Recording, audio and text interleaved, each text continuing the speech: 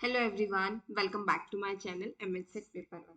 तर आपल्या PYQच्या या सिरीजमध्ये आज आपण आपल्या महाराष्ट्र सेट पेपर वनच्या युनिट 10 म्हणजेच हायर एज्युकेशन या युनिटवरचे अजून काही PYQs अभ्यासणार आहोत.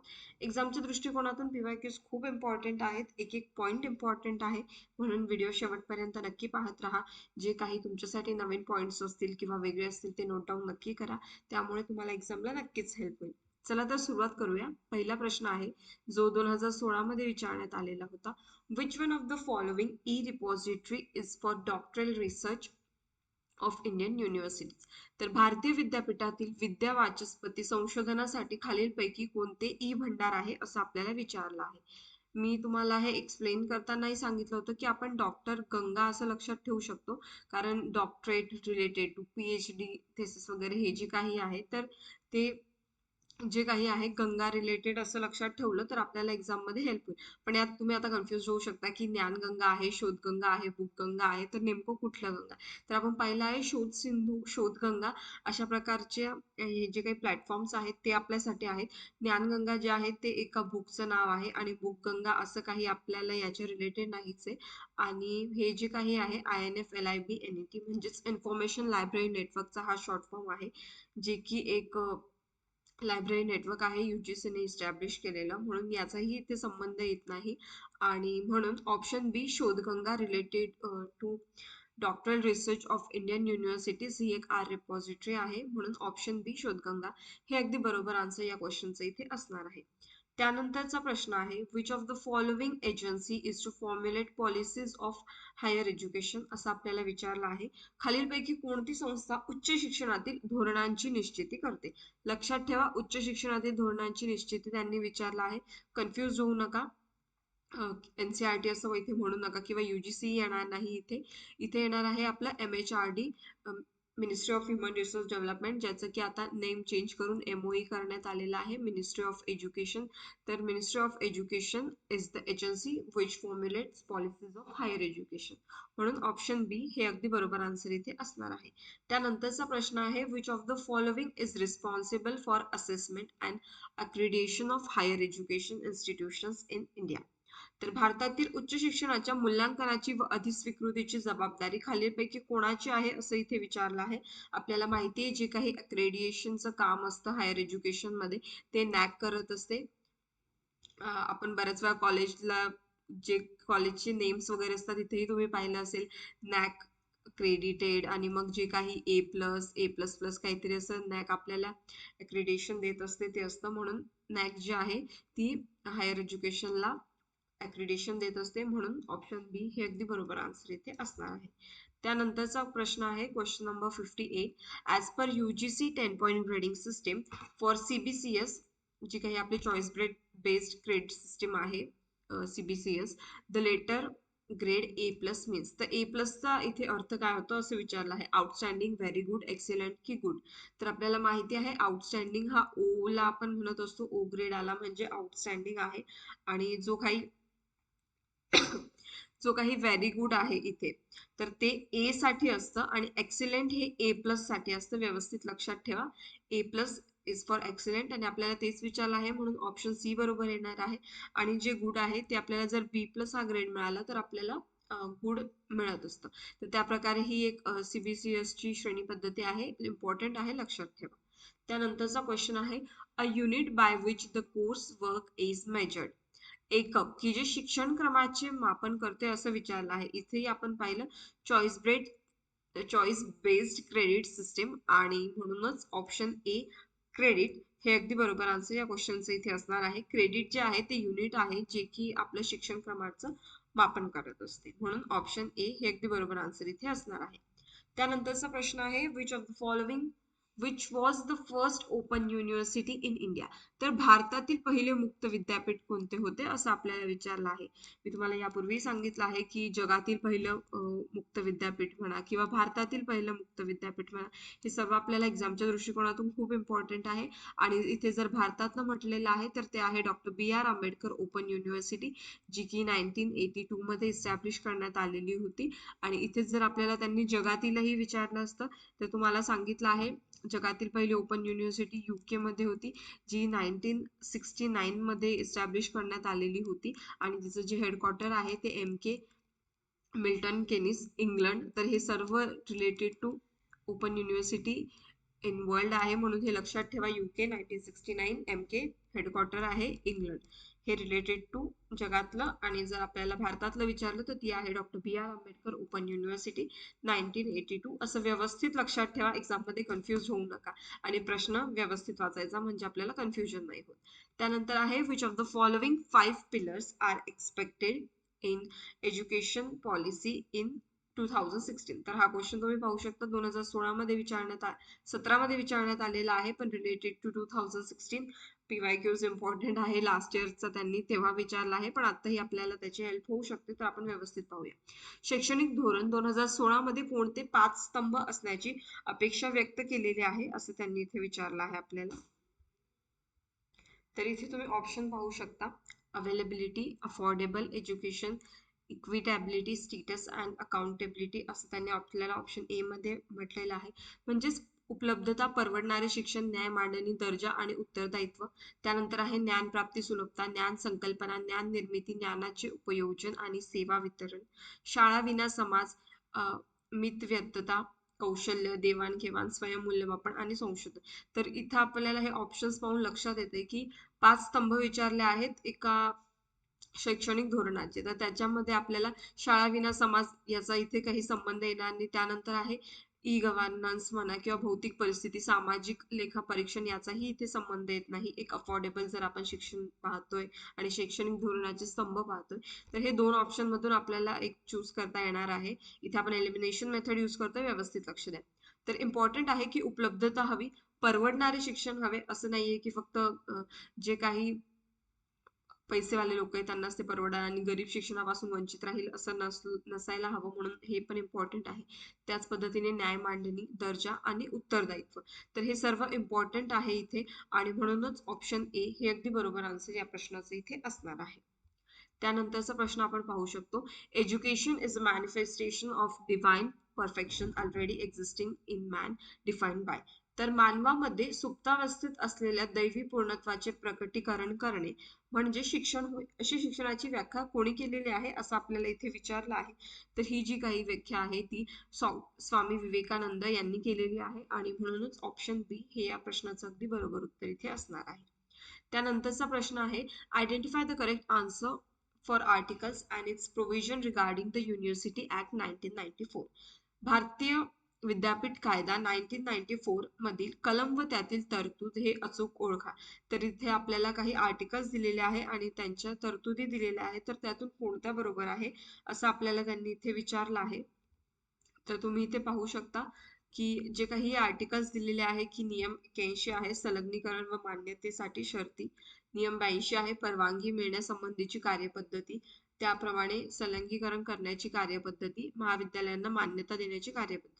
तर हे सर्व जे काही आपल्याला ऍक्ट्स दिलेले आहेत ते सर्व बरोबर आहेत आणि म्हणूनच आपल्याला इथे दिसतंय की option D all of the following are correct हे या प्रश्नाचं अगदी बरोबर आन्सर इथे असणार आहे. त्यानंतरचा क्वेश्चन आता आपण पाहणार आहोत. Question number 58. Sam Pitroda served as. तर सॅम पित्रोदा यांनी काय म्हणून काम पाहिले आहे असं इथे विचारलं आहे. तर त्यांनी NKC चेअरमन म्हणजेच राष्ट्रीय ज्ञान आयोगाचे अध्यक्ष म्हणून काम पाहिलं आहे आणि म्हणूनच आपलं ऑप्शन बी NKC चेअरमन, नॅशनल नॉलेज कमिशनचे ते चेअरमन होते. हे अगदी बरोबर आन्सर इथे असणार आहे. Veterinary education is related to. पशुवैद्यकीय शिक्षण हे शिक्षण कशाशी निगडीत आहे. इथे प्रश्नातच आपल्याला कळतंय वैद्यकीय दिलेलं आहे, रिलेटेड टू मेडिकल एज्युकेशन आहे आणि म्हणूनच ऑप्शन बी हे या प्रश्नाचं अगदी बरोबर आन्सर इथे असणार आहे. त्यानंतर आहे क्वेश्चन नंबर 60. इथे आपल्याला दिलेला आहे what is the full form of AICTE. याचा फुल फॉर्म विचारला आहे आपल्याला. तर आपण हे यापूर्वीही अभ्यासला आहे, आपल्याला माहिती आहे all India council of technical education हा AICTE चा फुल फॉर्म आहे आणि म्हणूनच ऑप्शन सी अखिल भारतीय तंत्रज्ञान शिक्षण परिषद हे अगदी बरोबर ऑप्शन या क्वेश्चनचं इथे असणार आहे. त्यानंतरचा प्रश्न तुम्ही पाहू शकता जानेवारी 2018 मध्ये आपल्याला विचारण्यात आलेला होता. काही आपल्याला इथे नावं दिलेले आहेत आणि त्यांच्याशी रिलेटेड त्यांनी कशाशी रिलेटेड काम केलेलं आहे ते इथे विचारलं आहे. तर लुई ब्रेल इथे दिलेलं आहे. आपण ब्रेल लिपी हे बऱ्याच जणांनी ऐकलं असेल. इन केस आपल्याला माहिती नसेल की त्यांनी कशासाठी काम केले, तर ब्रेल लिपी ही आपल्याला माहिती अंध व्यक्तींसाठी यूज केली जाते. इथे तुम्ही पाहू शकता ब्लाइंड लर्नर्स आपल्याला ऑप्शन 4 मध्ये दिसते. अंध अध्ययनार्थींसाठी लुईस ब्रेल यांनी काम केलेलं आहे. आणि तर फर्स्ट साठी झालं 4, तर इथं आपण वाय साठी आता 4 कुठे दिसतंय पाहू शकतो ऑप्शन मध्ये. तर आपल्याला सी मध्ये दिसतंय की वाय साठी 4 आहे आणि बाकी ऑप्शन सर्वच वेगळे आहेत, म्हणून आपल्याला इथेच आन्सर मिळून जाते. तरी आपण पुढचं चेक करू शकतो. तर हेलेन केलर जे होते त्यांच्यासाठी तुम्ही पाहू शकता की डंब आणि डीफ लर्नर्स, तर जे काही मूकबधीर आणि कर्णबधीर अध्ययनार्थी होते त्यांच्यासाठी त्यांनी अभ्यासक्रम काढलेला आहे किंवा हेल्प केलेले आहे. त्याचप्रमाणे थॉमस एडिसन यांनी डीफ लर्नर्ससाठी, कर्णबधीर अध्ययनार्थींसाठी आणि लाल अडवाणी यांनी अपंग अध्ययनांसाठी, म्हणून ऑप्शन सी हे अगदी बरोबर आन्सर या क्वेश्चनचं इथे असणार आहे. त्याचप्रमाणे आता आपण पुढचा प्रश्न पाहणार आहोत. Regarding the Maharashtra university act 1994, which of the following articles suggested a various rule of admission for the senior college? Maharashtra विद्यापीठ कायदा 1994 नुसार पुढीलपैकी कोणत्या कलमान्वये वरिष्ठ महाविद्यालयांसाठी प्रवेशाचे नियमन सूचित केलेले आहेत असं त्यांनी इथे आपल्याला विचारलं आहे. तर आर्टिकल 65 नुसार महाराष्ट्र विद्यापीठ कायदा यांनी महाविद्यालयासाठी प्रवेशाचे नियम सूचित केलेले आहेत, म्हणून ऑप्शन ए आर्टिकल 65 हे अगदी बरोबर आन्सर इथे असणार आहे. त्यानंतरचा प्रश्न आपण पाहणार आहोत. Yoga education mission is related to, तर योग शिक्षण अभियान कोणत्या शिक्षणाशी संबंधित आहे असं आपल्याला विचारलं आहे. तर जे काही योगा एज्युकेशन आहे ते रिलेटेड टू मेडिकल एज्युकेशन आहे आणि म्हणूनच ऑप्शन ए हे या प्रश्नाचं अगदी बरोबर आन्सर इथे असणार आहे. त्यानंतरचा प्रश्न आहे. Abhijit goes to singing class, which type of education is this? Abhijit गायनाच्या क्लासला जातो हे कोणत्या प्रकारचे शिक्षण आहे असं आपल्याला इथे विचारलं आहे. ऑप्शन्स पाहू शकता. औपचारिक, प्रासंगिक, अनौपचारिक, तांत्रिक किंवा अतांत्रिक शिक्षण. तर टेक्निकल किंवा नॉन टेक्निकल येणार नाही. सिंगिंग क्लासला जातोय म्हणून इथे टेक्निकल नॉन टेक्निकलचा संबंध नाही. त्याचप्रमाणे हे नॉन फॉर्मल पण येणार नाही, अनौपचारिक, कारण आपल्याला माहिती की भलेही तो सिंगिंग क्लासला जातो तिथे कोणीतरी टीचर आहे जे त्याला शिकवत आहे, म्हणून हे पण येणार नाही. आणि इनफॉर्मल पण नाही येणार, ऍक्च्युली ते फॉर्मल येईल. औपचारिक प्रकारचं शिक्षण इथे म्हटलं जाईल. शिक्षक आहेत ते त्याला शिकवत आहे आणि तो तिथून ज्ञान घेतोय. एक फॉर्मल टाइप ऑफ एज्युकेशन झालं हे आणि म्हणूनच ऑप्शन ए हे या प्रश्नाचं अगदी बरोबर आन्सर इथे असणार आहे. त्यानंतर आहे क्वेश्चन नंबर 59. काही आपल्याला यादी दिलेला आहे आणि त्यांचा आपल्याला बरोबर क्रम इथे ओळखायचा आहे. तर जगन्नाथ संस्कृत युनिव्हर्सिटी ही कुठे होती ते आपल्याला इथे बरोबर मॅच करायचं आहे आणि त्यानुसार ऑप्शन्स चूज करायचे आहे. तर जगन्नाथ संस्कृत युनिव्हर्सिटी हे जरी आपल्याला आयडिया नसेल त्याविषयी, तर इथे तुम्ही पाहू शकता की जगन्नाथ या, आपण जगन्नाथ पुरी याविषयी ऐकलेलं असेल. बऱ्याच लोकांची श्रद्धा आहे आणि त्याप्रमाणे हे नाव तुम्ही ऐकूनही असाल. तर जगन्नाथ पुरी आहे, तर पुरी या ठिकाणी जगन्नाथजींचं मंदिर आहे. त्यानुसार वायचा आपण इथे 3 ला मॅच करू शकतो. इथे वायचं 3 कुठे दिसतंय? ऑप्शन नंबर डी मध्ये. म्हणजे जरी आपल्याला माहिती नसेल तरी काही लॉजिक यूज करून किंवा आपल्याला त्याविषयी थोडी माहिती असेल तर आपल्याला ऑप्शन मिळतं. त्याप्रमाणेच आपण पाहू शकतो राष्ट्रीय संस्कृत युनिव्हर्सिटी जी तिरुपती इथे आहे. त्याप्रमाणे कामेश्वर सिंग संस्कृत विद्यापीठ जे की दरभंगाला आहे आणि गुरुकुल कांगडी संस्कृत विद्यापीठ हे आहे आपलं हरिद्वारला. तर अशा प्रमाणे ऑप्शन डी हे अगदी बरोबर आन्सर या क्वेश्चनचं इथे असणार आहे. त्यानंतर आपल्याला इथे आयसरचा फुल फॉर्म विचारला आहे, Indian council of social science research, आणि म्हणूनच ऑप्शन ए हे अगदी बरोबर आन्सर इथे असणार आहे. ICSSR, आयसर असेही म्हणतो आपण त्याला, Indian council of social science research. Next question इथे तुम्ही पाहू शकता 2019 मध्ये विचारण्यात आलेला होता. According to UGC list published, the state with the most universities is. युजीसीने प्रसिद्ध केलेल्या यादीनुसार या राज्यात सर्वात जास्त विद्यापीठे आहेत असं त्यांनी इथे विचारलं आहे. तर ते राज्य आहे राजस्थान, ऑप्शन डी. राजस्थान या राज्यात सर्वात जास्त विद्यापीठे आहेत युजीसीने प्रसिद्ध केलेल्या यादीनुसार, म्हणून ऑप्शन डी हे अगदी बरोबर आन्सर इथे असणार आहे. त्यानंतरचा प्रश्न आहे. For creation and development of MOOC courses in different disciplines, MHRD has notified dash dash is one of the 8th national coordinators. विविध विद्याशाखेतील मूक कोर्सेस विकसित करण्यासाठी MHRD ministry of human resource development, जे की आता मिनिस्ट्री ऑफ एज्युकेशन आहे, यांनी 8 coordinators पैकी ही एक संस्था नामित केलेली आहे असं इथे आपल्याला विचारलं आहे. तर यासाठी आपल्याला जे काही 8 नॅशनल कोऑर्डिनेटर्स आहेत UGCचे ते माहिती पाहिजे. ते आपण आपल्या व्हिडिओजमध्येही अभ्यासला आहे. जर तुम्ही नवीन असाल तर ते व्हिडिओ जाऊन बघा, तिथे तुम्हाला नॅशनल कोऑर्डिनेटर समजतील. आणि जर आपण ते अभ्यासलं असेल तर आपल्याला आन्सर लक्षात आलेलंच असेल की UGC इथे एक आहे की नॅशनल कोऑर्डिनेटर्स पैकी एक नामांकित केलेली आहे. आणि म्हणूनच ऑप्शन बी UGC विद्यापीठ अनुदान आयोग हे अगदी बरोबर आन्सर या क्वेश्चनचं इथे असणार आहे. त्यानंतरचा प्रश्न आहे, most of the state universities are dash dash in nature. बहुतांशी राज्य विद्यापीठे ही डॅश डॅश स्वरूपाची विद्यापीठे आहेत असं इथे म्हटलेलं आहे. तर most of the state universities are affiliating universities in nature, संलग्नित स्वरूपाची आहेत. आपल्याला माहिती आहे, आता सपोज आपण जर तुम्ही एक पुण्यातलं कोणतं तरी कॉलेज घेऊन घ्या आणि ते रिलेटेड टू सावित्रीबाई फुले विद्यापीठाच्या याच्यामध्ये येतं, म्हणजे ते ॲफिलिएटेड टू SPPU आहे असं आपल्याला कळतं. सर्वच नाही, जस्ट एक मी तुम्हाला एक्झाम्पल देते त्यासाठी. समजा फर्ग्युसन घ्या तुम्ही, त्याचा जो अभ्यासक्रम आहे तो ॲफिलिएटेड टू SPPU आहे. तर अशा प्रकारच्या खूप युनिव्हर्सिटीज आहेत आपल्या स्टेटमध्ये ज्या मोस्टली ॲफिलिएटिंग नेचर दाखवतात.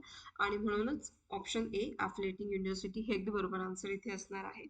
लास्ट क्वेश्चन आहे, which organization arranges administrative courses for principals. प्राचार्यांसाठी प्रशासकीय कोर्स कोणती स्थापना आयोजित करते असं आपल्याला इथे विचारलं आहे. तर HRD मिनिस्ट्री, मानव संसाधन मंत्रालय, विद्यापीठ अनुदान आयोग UGC, NUEPA, राष्ट्रीय शैक्षणिक नियोजन व प्रशासन विद्यापीठ, NCTE, राष्ट्रीय शिक्षक शिक्षण परिषद.